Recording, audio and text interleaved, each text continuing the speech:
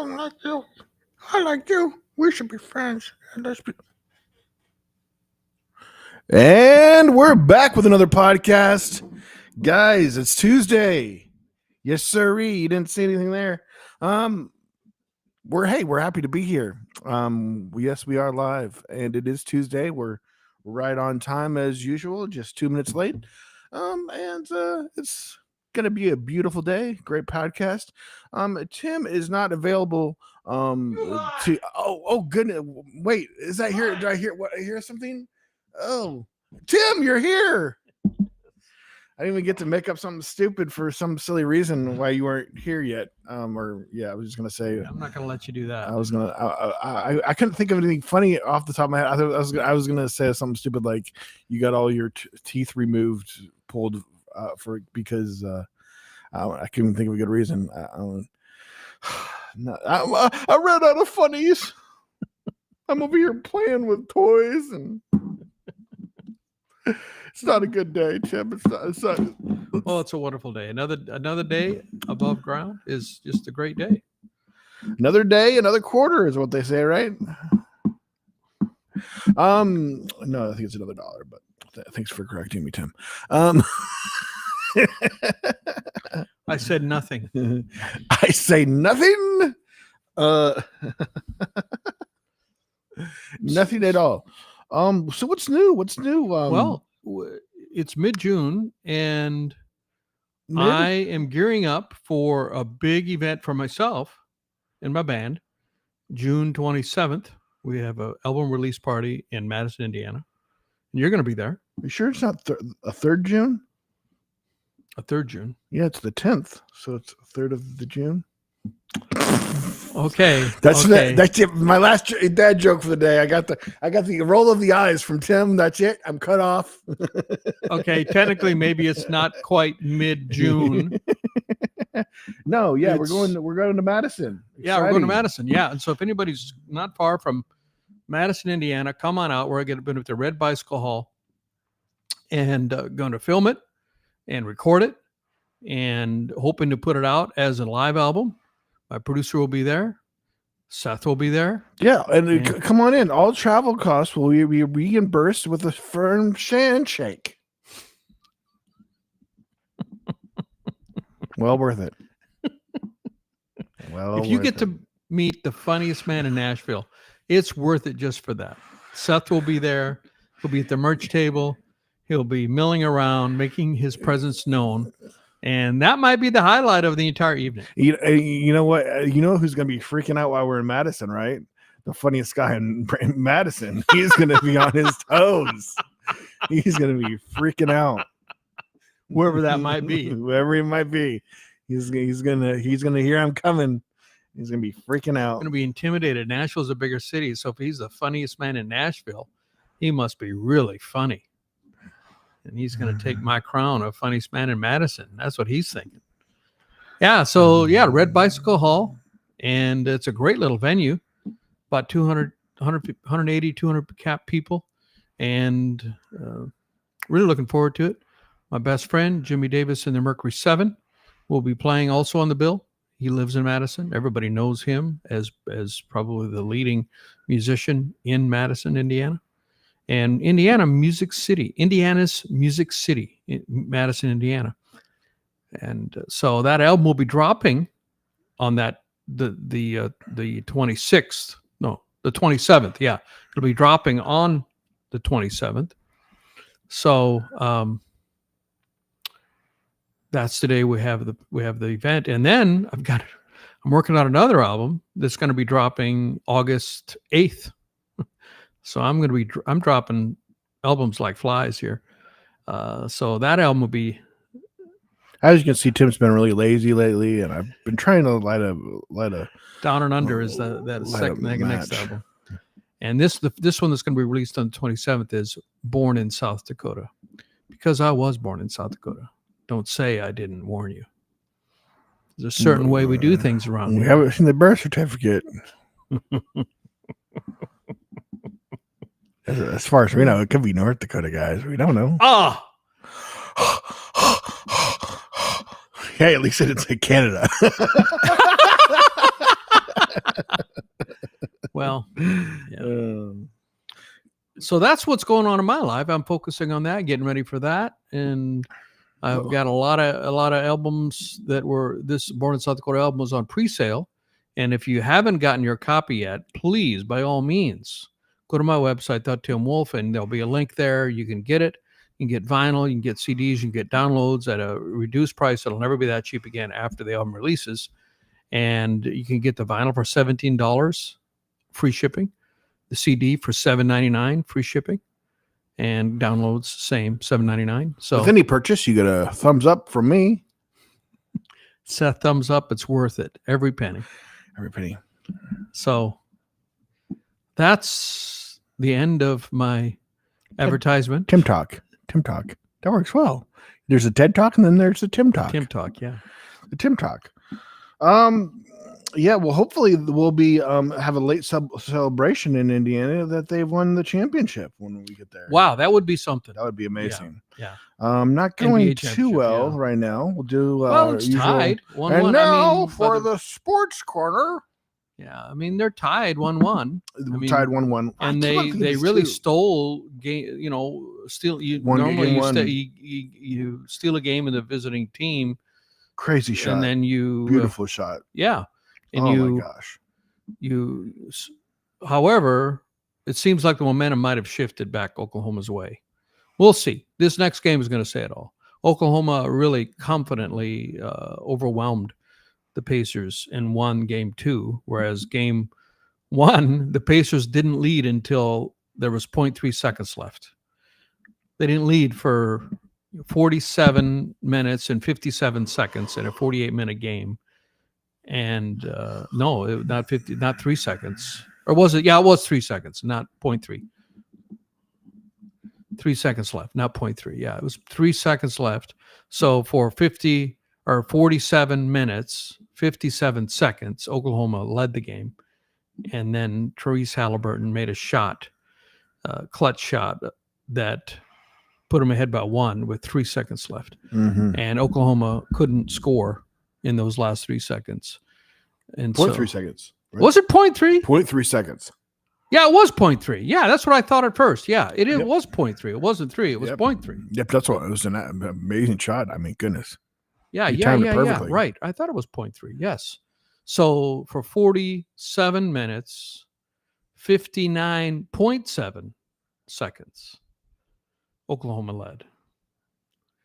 And Indiana only led for the last 0.3 seconds. And that's all it does. It's insane. That's all it says. Yeah, when the clock goes to 0, not when the clock goes to 0.3, when the clock goes to 0, who's ahead is the winner. Which goes back to, I saw something, I mean, not to change the subject, but math. Did you studied math? Or you want to talk more about sports? Math. Let's get. I want to get to the math corner. They didn't teach eventually. math at my school. They didn't. So, any more in the sports corner? Well, yeah, I got one more thing, but we can come back to it. It's a different Okay, sport. so I was reading a thread. Now, one thing I've noticed now, I've got my engineering degree, and I had to take advanced calculus and differential equations, and the math requirements. You use it all every day. Yeah, right. The math requirements to get an engineering degree, are fairly stiff. Not probably as stiff as getting a math degree. And I keep seeing posts on threads of the order of operations, like you've got a multiplication and a division and then you've got stuff in brackets, and which do you do first? And it seems like the rules have changed since I was in college. I mean, you did what was in the parentheses first, and then you did the multiplication and division before you did the addition and subtraction. And these problems are listed on threads, and they're saying that it's the different answer than what I would have gotten based on the training I took from a 4-year engineering degree. And then I saw something yesterday that just made me shake my head. Anything divided by 0 equals what? If you divide something by 0. I thought it was undefined or something. Usually, so even they taught you undefined. They taught us infinity. It's not undefined. It's infinity. Oh, really? Yeah. So even when you were in school, it was taught it was undefined. Wow. Mm-hmm. That's what they were saying. It's undefined. Well, the reason they say it's infinity is you do your mathematical, you test out theory. So if you take anything divided by less than 1 makes the number bigger. And so the smaller the number that you divide by, the larger the resulting number. And if you divide by point with a million zeros and then 1, that's going to be a monstrous number. You keep finding a smaller number, and the resulting number gets bigger and bigger. So if you made a graph of it, it would be an asymptotic curve that would go try to approach infinity, because if you get a number that had a billion zeros and that point billion zeros and then 1, and you divided 1 divided by that, that would be a huge number. And so if you extend that out theoretically, infinity, if you divided by 0, that it would be infinity, because it keeps getting larger. The smaller the number is, the result gets larger. So by engineering theorem, that becomes infinity. That's what I was taught. Teacher, can I have a pass to the bathroom? But apparently I was interested. You were taught that it was undefined. Wow. That's interesting. How math can change. The answer to a math problem can change over time. That blows my mind. Do I need to go back to school? I feel horrible right now. What does 1 and 1 plus 1 equal? Has that changed? Oh, it's still 2. I feel really bad right now. Why do you feel bad? Because I don't give a shit. Sorry for that. I mean, how can math problems? Well, you know what's the crazy stuff is change how like that. They change the kind of math you use. They've got some of this weird math now they use where like they make the problems a lot longer and stuff. Like some of the stuff they teach these kids is just ridiculous. Whereas like I saw one kid just rant and raving, or just kind of, he wasn't ranting and raving, but he was just talking about how we weren't taught some of the simplest things. We weren't taught credit cards. We weren't taught budgeting very well. I think I had one little tiny class for that. We weren't taught we weren't taught anything about credit. Like all this things that we should be like doing. Life skills. Yeah, life skills. Like, I saw, and they're trying to get better at these things, and they need to. I mean, it needs to be self-applicated. There's so much stupid crap that I learned that nowadays I could just pick up my phone and Google it, and like in a quick second, that makes no difference on me knowing all these crazy different random things. There was one school that had like a bank in it. They had their own banking system there. I'm like, well, that's simple application. I mean, goodness, you work at that bank, you could easily get a job at a regular bank just in your experience there. And man, they took away all these all those programs back in high school. There was all the you could go while you were still in high school and take like plumbing classes and all this, and they stripped all that stuff away, trying to force everybody, I guess, to go to college or whatever. Like, and now there's literally a lack of plumbers, a lack of all these of regular maintenance, like car maintenance and repair and all that stuff, just because they took away all those classes and stuff, which is so stupid. And that's one of our biggest struggle. How much can you accomplish being? I mean, basically, school just creates 8 to 5 little cubicle people. That's what it was in a way. I mean, I never liked school, but anyways, I was going to say something to go along with that. But that's interesting that you would say that. So yeah,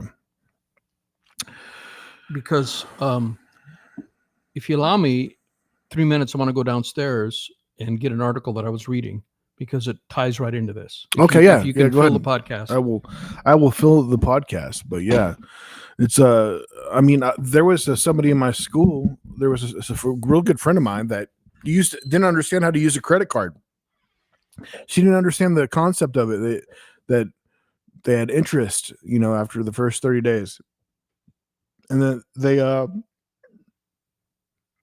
Then you have to pay it back. Like, she even had the crazy idea that there was like free money. She didn't understand how the credit card works, and we weren't taught credit cards in school. Uh, yeah, it's a bummer. It's a bummer. But how are you guys doing? I'm doing great. Um, Tim's coming back with this article. I'm curious what it has to say, but uh, that's the next thing we're gonna do for the next generation is to make them ready for the real world and have. Well, I think you're talking about two different things in my take. Talking about life skills, Life basic life skills. skills. These are important. But there's a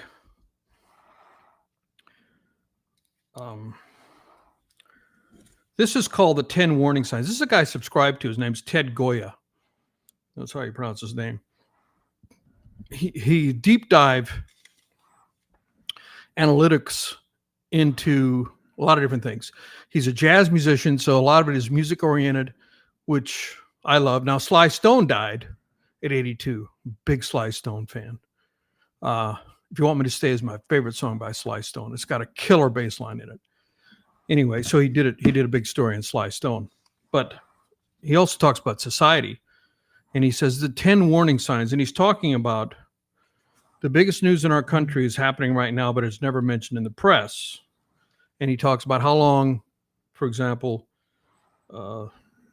before the Renaissance got mentioned in the town square, how long, when did newspapers start covering the Enlightenment, etc. And for example, the term Renaissance, Italian Renaissance in the 1600s, or the 16th century, 1500s, got introduced 200 years after the start of the Renaissance. So it takes a while for these big movements to get caught up. And this is what Ted calls the collapse of the knowledge system, kind of talking about knowledge. And he's saying that, and this might be controversial, and you might not agree with this, but he's saying the knowledge structure that has dominated everything for our entire lifetime and for our parents and grandparents is collapsing and is taking place everywhere at the same time. Number one, scientific studies don't replicate. Foundation of science is based on the trust that its claims can be replicated and validated, but we now see the opposite. 40% of published studies fail to replicate, and the fake studies get cited more often than the reliable ones. Number two, public distrust of experts has reached an intensity that's never seen before. And that's a big one. that is a big one. I mean, but just to distrust them because they're an expert, that's wrong, because we wouldn't, without the research that has been done and the discoveries that have been made. And I mean, research is not a bad thing. Science isn't a bad thing. But right now, those people that do the science are distrusted, and they're now there's a lot of bad science, but that is a new term. Even the term bad science he mentions is something that, I mean, science was, when I was in school, you were the sanctity of the science. I mean, if you were doing a research, we were taught that has to be, almost a religious experience. You have to make sure that it's repeatable, make sure they don't bias it. And it came with the premise of doing a scientific study, and it had to be replicated. I mean, serious stuff. I mean, there's been a lot of great discoveries. I mean, we wouldn't be having the internet. We wouldn't be talking on a microphone. We wouldn't have electricity if it wouldn't have been for research and some great scientific advancements. So those people, are respected, but our modern day equivalents of them, by and large, are not. And in fact, there was written about, Jose Ortega de Gasset wrote a book called The Revolt of the Masses in 2029. And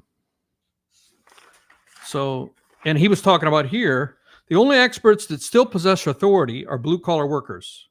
The public still wants to hire the best plumber or car mechanic or hairstylist. That's what made me think of it when you were talking about that. You said, and there's not that many. Yeah, I mean, probably my buddy, his sons are like 16, 17, and they're thinking about, should they go to college or should they learn a trade? And it seems to me that in rapid succession, White collar work is not being valued, and it may not be able to be a sustainable career path because you end up with all these big college debts and you won't be able to repay them. So being a plumber, being somebody who works with your hands, that's still respected and still commands a high income. And you indicated there's even a more shortage now because of the shortage. even now especially because of certain the areas. shortage. And Ted says, and he's written about this before. He said, I could see that we finally reached a breaking point. Experts are now shunned and derided even in their home turf and inside their gated communities. This may be the clearest indicator that the knowledge system is dying. I mean, when I went to engineering school, the professors were highly, highly regarded, highly revered. And I went there to learn and knowledge for the sake of knowledge and, of course, to make a living. But that seems to have changed. And he goes on. 3, the career path for knowledge workers is breaking down, and many only have unpaid student loans to show for the years of training and preparation. Not long ago, students were told to, quote unquote, learn to code, write code. And the 3-letter phrase summed up the dominant worldview. Hard knowledge and technical skills were priceless. But now learn to code sounds like a joke. Knowledge workers are getting fired everywhere. Art history majors now have an easier time finding a job than computer engineers. Isn't that amazing? Now, that's only in the less than decade. 5 years ago, coders were still in high demand. I mean, this is a rapid shift. Many are in still denial. I really took the established knowledge system for granted. That idea could crumble. Now, as far as coding and stuff like that, it could be part of it just that there's more programs too that make coding easier. Like, I mean, it's kind of AI, not just that, just other programs which like making a website used to be complicated. Now you can just drag and paste. True. Could be your website and create a website like that. Here's number 4. And this one's very dangerous. I mean, we became the great nation that we are because of our scientific advancements. And I mean, think of some great inventions. I mean, the flight, Wright brothers. COVID is a great invention. See, there you go. There you go. Not a good one. Not a good one.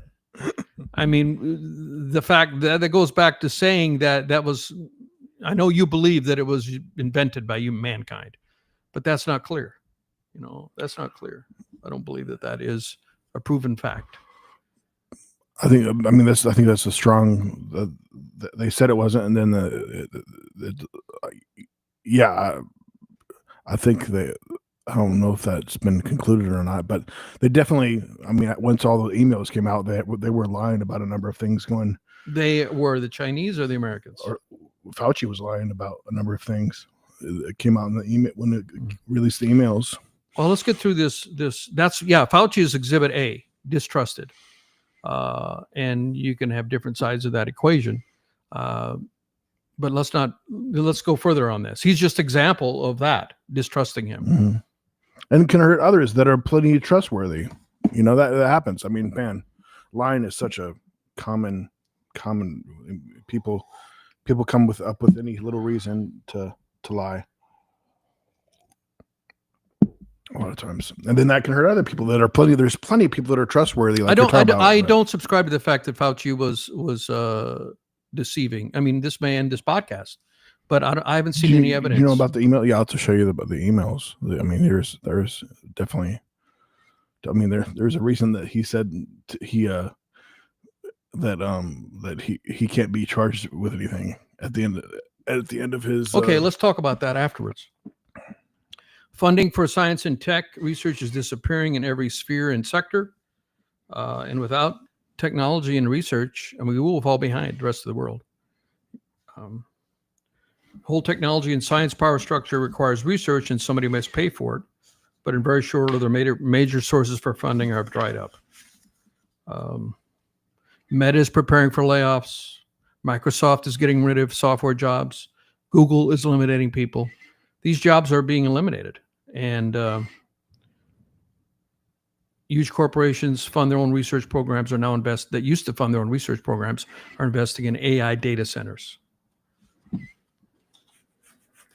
5, universities have lost their prestige and have made enemies of their core constituencies.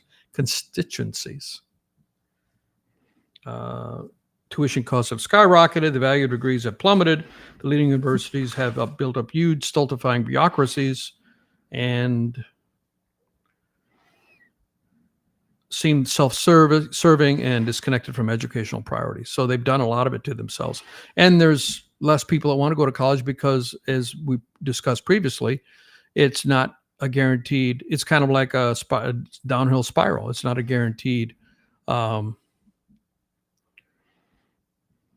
It used to be you get a college degree. When I graduated, I had 13 job offers for my engineering degree. I could pick where I went to go. And they're all named, blue collar companies. And that's not the case today. This is a change in the knowledge system. Plagiarism is getting exposed at all levels, from students to corporations and all the way to Harvard's president. Apparently, Harvard's president did plagiarism. 7,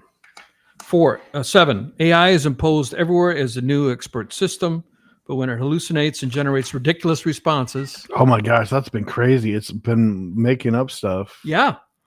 The authorities take this for granted. I'm citing many abuses here, but the most alarming fact is that how the people are running the knowledge system complacently accept all the deceit, lies, and hallucinations. They do so without ethical qualms or even anxiety, and they never, ever apology. The public now smells the rot. They see that the people who control the knowledge system have been shamefully irresponsible. This creates a paradoxical situation in which the very speed and intensity with which new tech is implemented actually accelerates the collapse of the entire knowledge hierarchy. So, 8, science and technology are increasingly used to manipulate and exploit, not serve. People see actual degradation in every sphere of technology. Software upgrades that are so bad that users actually fear them. Have you ever been afraid of allowing your computer to update to the latest?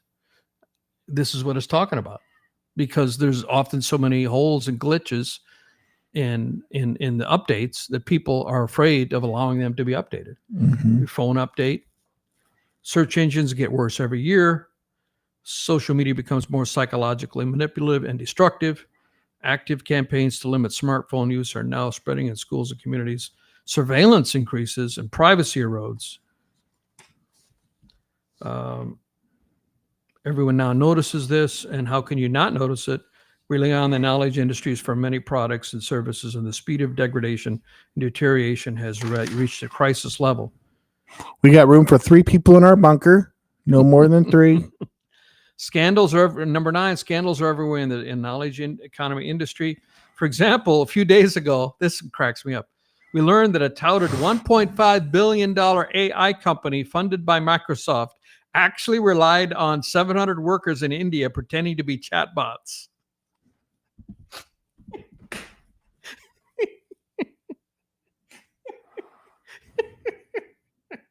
Hello, are you?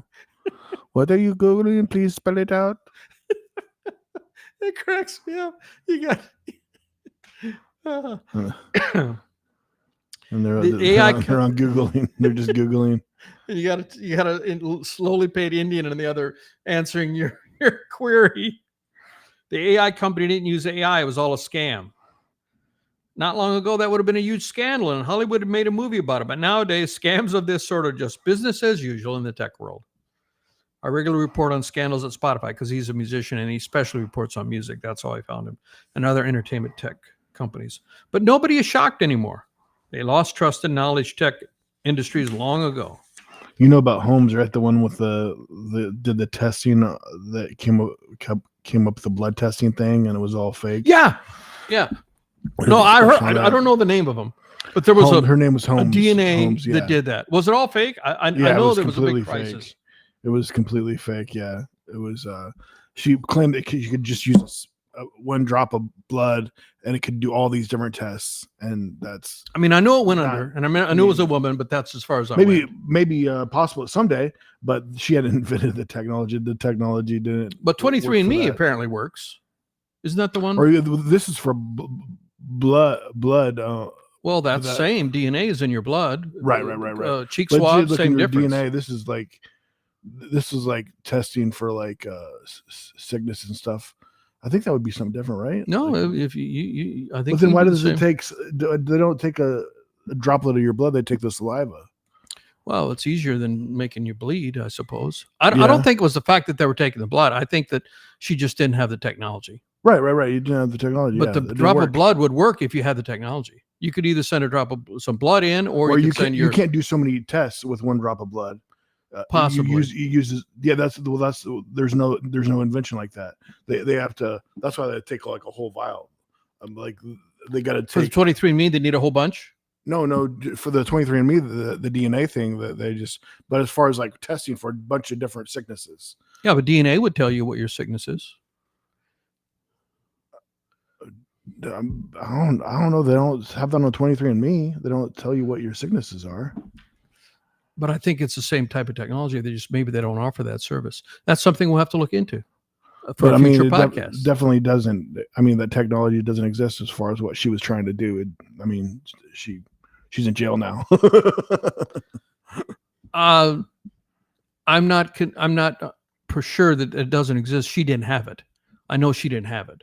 But they're doing tests now that can tell you if you have what chromosome you have. If you're there, that's very commonplace. You can do tests to see if you are inclined to get this disease or that disease. That's very. But I mean, there's a lot of the tests just target. It's a test for one thing or that thing.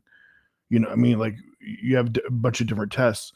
Where her invention was supposed to do a bunch of tests at one time with one drop of blood. Whereas, like, they need a whole vial of blood. Possibly. But the technology exists, but maybe not on just one drop. But it does exist to do those tests. What sample you need to do the tests, I don't know. Right, but you can't do it with one drop of blood. Possibly. Okay, that could be the point. Yeah, that could be the point. Yeah, I mean that's why she went to jail. I thought she went to jail because she didn't have the technology. Period. She couldn't do what she promised. Maybe we're saying the same thing just differently. I don't know. Yeah, the technology doesn't exist. I mean, that the technology doesn't exist to do it with one blood. Okay, that's possible. Yeah. We hear constant bickering about fake science from all political and ideological stances. Nobody talks about true science. Have you heard the complaints about fake science? This is what he talks about. This phrase is everywhere. This is a measure of its use in print. And this didn't print off. But apparently the term fake science is something that is Googled a lot. And both parties, Democrats and Republicans, are accusing each other of using fake science. But if you can see from the chart, well, I don't have the chart in front of me, but fake science hardly existed during the 20th century. So it wasn't until 2000 that the term fake science got Googled a lot. So this is a recent 25-year phenomena that people are concerned about fake science. I mean, that's what I was talking about when I was in college, which was in the 1900s. You know, science was science, and it was like a religion. It was sacred. If you did science, you made sure that it was proper. Now, one of the first fake science things that I can remember was, this would have been in the 80s, maybe, when the guy claimed that he invented fusion in a jar. Remember that? You were too young. But the guy, fusion it's like a perpetual motion machine where you can create energy from nothing. It would be perpetual motion, perpetual energy machine. And the guy claimed that he could do fusion in a jar. And it was a complete fabrication. And that was big news. They were reporting about that forever. Those of you that were around at that time probably remember fusion in a jar controversy. We were all disappointed because I thought it was a big breakthrough. That's commonplace today. Fake science is just commonplace. And what he's saying is, in those days, which I would agree, science was considered emblematic of truth. If it was fake, it wasn't science. If it was fake, it wasn't science. So fake science is really an oxymoron. But today, fake science is a very oft Googled term because there's a lot of untrue science. But when the knowledge structure collapses, which as Ted is saying is happening, science loses its privileged access to truth. At the final stages, it gets harder to distinguish science from propaganda. We are now living in that scenario. And so he goes on to wrap it up. And so I don't think we can deny, I mean, wherever we stand on who's at fault, but knowledge we're in a different system today. And what does that mean for the future? I don't know. He's thinking that it might be returned to a romantic period, where romantic period was where all the arts were highly regarded, paintings and music, etc. This is what but he will face. Science and tech will not disappear, but they will face an intense backlash beyond anything we've experienced. I'm not saying you can replace tech with a poem or a symphony, but tech now desperately needs what can only be provided by the humanities and human values. So anyway, that's his opinion. This is one guy's opinion. But here's a part that, here's some comments. We're facing a major crisis of trust because so much of our work and creativity will be the product of AI. I read an article the other day that said in 2 years, this person's opinion, 90% of the social media posts will be AI generated. People doing videos. I mean, I do a vertical video every day. Film it, cut it up, put lyrics on it if it's a song. And this guy's theory is that in 2 years, that'll all be AI. And now there is AI being generated now. You can see it. I mean, in this article, Ted said, now I see, or no, maybe it was Tom that said, now I see a video and it's either an awkward human or is it, subpar AI. In 2 years, that will not be subpar. And then there's some great AI. There's a guy, there's like I keep seeing these, what's the Bigfoot character, and he's doing things that human people do. He's living, he accidentally ate a mushroom and he's tripping in the forest and, normal voice. And the baby AIs are hilarious. Baby AIs, the AI have come so far, and how far can that take us? And so that's a major crisis of trust. And then here's one that bothers me. This comment said, these points apply almost exclusively to America. The opposite, upticks in education, reading, thinking, understanding, public discourse, science can be observed today on clear display in Canada and China, and as well as Taiwan, Iceland, Finland, Denmark, New Zealand, Mongolia, Ecuador, Slovenia, Norway, Portugal, Lithuania, Estonia, and the Czech Republic. So if we're the only ones failing this knowledge crisis, and we fall behind in the technology race, our standing in the world will plummet, and that's concerning. Dark Corner. Welcome to Dark Corner. All right, funniest man. Let's lighten it up.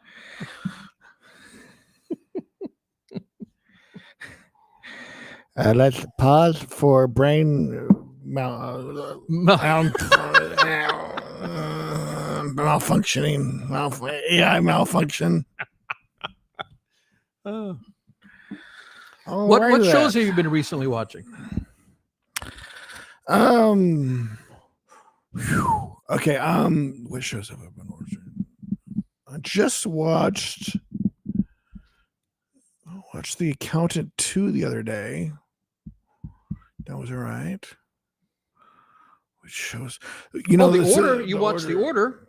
The Order. Did you finish that? I did. It was really good, based on a true story of in the early 80s. It was what was it? White extremist extremist Northwest group. Yeah, they were robbing banks, trying to, and they assassinated somebody, a liberal Jewish radio commentator. Just gunned him down as he was coming home from work.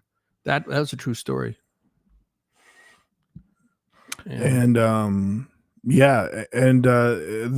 was them taking them down. There was one particular leader that they ended up taking down, and it was based on a true story. And they literally the building kind of caught fire when they were trying to smoke him out, and he went down in a failed I mean, he didn't give up. He didn't give up. He just tried to shoot his way out, or but he was stuck in there.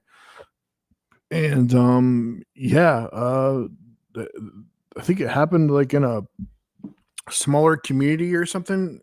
I can't remember where it was, but I like those true stories that you get see the bad guys getting taken down. And it was the interesting too. They were following along the steps of this book, which was interesting. I watched some supposedly, like, there's been a number of people that have taken the blueprints of this book that's just so evil and followed the steps to commit crimes, and followed this blueprint, which is messed up. So I guess that's probably on FBI. They'll get notified if you purchase that on Amazon. Because yeah, a lot of crimes have been committed that you see how far we've come, but still there's still there's issues. And I mean, that was in the past, but there's still people that struggle and have hatred. I mean, goodness, like, it just comes a lot to do with hatred for some reason or another. I mean, goodness, I mean,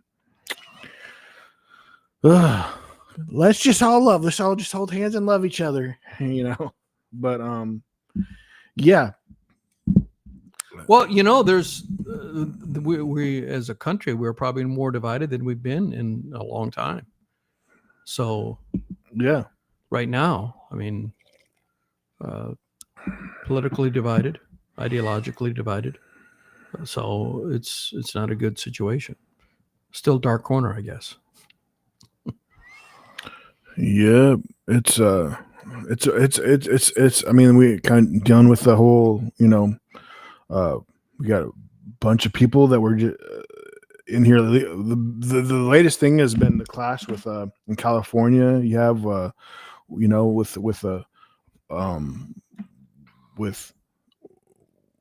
people being here illegally, and so of course you've already established a family and everything here, and then you're getting kicked out of the country, and which is I have mixed feelings on it sometimes. It's like, oh, coming to our country, but I mean, I'm a big believer in doing it legally, but I mean, some people that have already been here so long, and the people, at times it's been kind of easily just to walk across the border, and then to be here for 10 years or whatever, and then get kicked out. I can imagine, and what would I do in that predicament if I saw the U.S., just a few hundred miles away, and life is so much better there? Would I do the same thing? So I don't blame a lot of decisions. I definitely believe that it's definitely illegal, no matter what some people are trying to say, that it's not illegal across the border. It is definitely illegal across the border.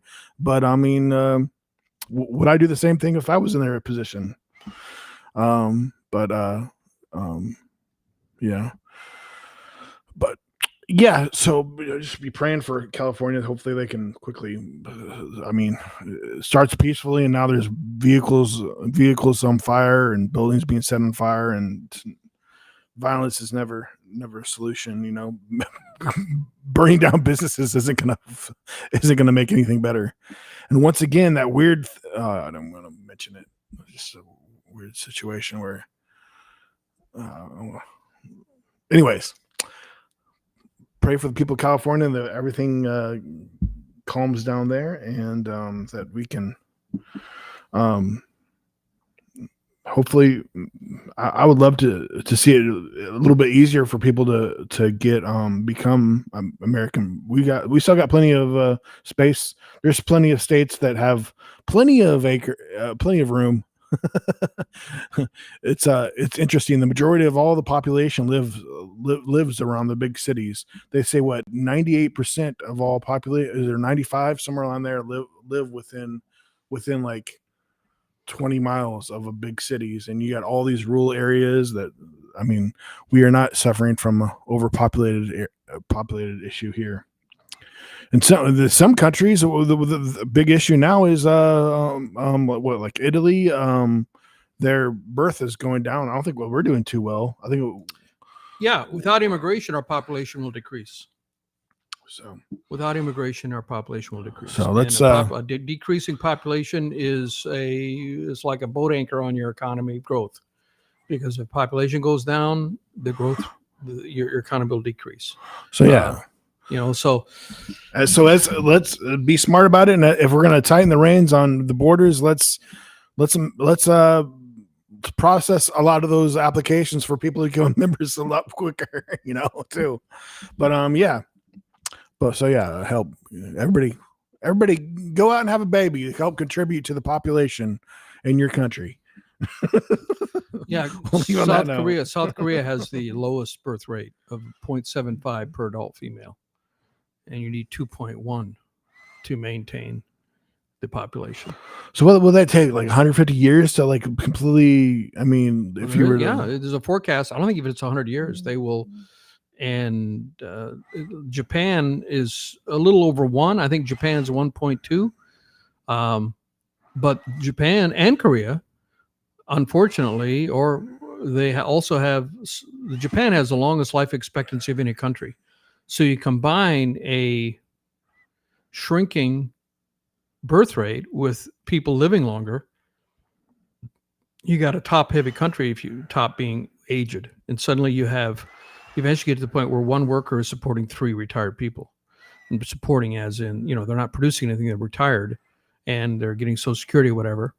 And they're consuming because they're still living, and they're living somewhere, and they have medical care, but they're not producing because they're retired. And that's a burden that is really very hard to sustain. And South Korea is seeing that now. And that's what happened. Italy has a problem. They have a low birth rate. They will disappear as a country. I mean, most developed countries, the only countries that are having lots of kids are poorer countries. Nigeria, although Nigeria is rich with many resources, but there are some forecasts by 2100, Nigeria could be the largest, most populous country in the world, more populous than China. I mean, India has already taken over. China is no longer the most populous country in the world. It's India. Oh, really? Yes. Oh, wow. I didn't know that. And China's got a problem in that regard as well, because they only had the one-child policy for many, many decades. So they've hurting them. Their population is going to fall off a cliff, and their age, the average age is accelerating by a very large. I saw a study that gave a 50-year forecast from 2020 to 2070. And of course, now it's 5 years old. And it had China having by far the highest average age, the highest average age. China just jumped way up, like for 15 years. Like if the average age was 30, became 45. I don't remember the exact numbers, but it jumped by 15 years. They suddenly aging. And the saying was China's going to get old before they get rich. I mean, China is, there are many billionaires there, but the average income is very low. The Chinese people are poor. That's why there's still a lot of manufacturing there. So Chinese people in general are not rich by any stretch of the imagination. So the saying is they're going to get old before they get rich. That's one saying that I've heard. Who knows? Who knows what'll happen? But yeah, they say that, demographics is destiny. That's the saying. So demographics meaning your makeup of your population. And if you have a low birth rate and your population shrinks, that's a real challenge to have a growing economy or even a stable economy if you have a lower shrinking population. So another very exciting thing to think about. No comedy in this podcast. We'll call this podcast Debbie Downer. I think that will work. I like it. Debbie Downer. Debbie Downer podcast. We're not being the downers. We're just sharing the information. All right. Guys, we appreciate you watching the podcast. Hopefully you didn't get too depressed during that podcast. I'm pretty sure we can come up with something more depressing to talk about next time. No, just kidding. You know, I mean, that's things happen, but we are very blessed. And we are very happy to live in the country where we are. I think definitely here in Nashville feel very blessed. But anyways, guys, we'll see you next time. Please subscribe, and if you're on Facebook, please share the podcast so we can get it out to more people. And guys, we will see you next time. Bye.